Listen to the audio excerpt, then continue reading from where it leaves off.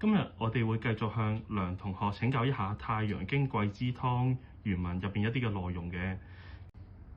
傷寒大夏後，復發汗，心下痞，惡寒者，表未解也。不可攻脾，當先解表，解表乃可攻脾。喺心下痞入邊，究竟呢一個係一個咩感覺嚟嘅呢？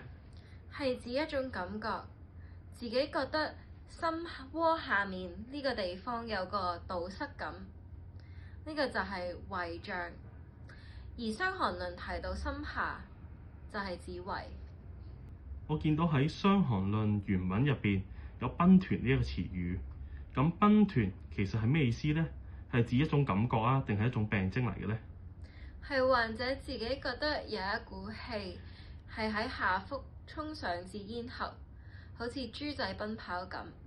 咁嗰股氣咧就會上衝至胸口、咽喉。太陽病，汗背強己己，反汗出惡風者，貴之家各羹湯煮之。請問一下，汗背強己己其實係指啲咩呢？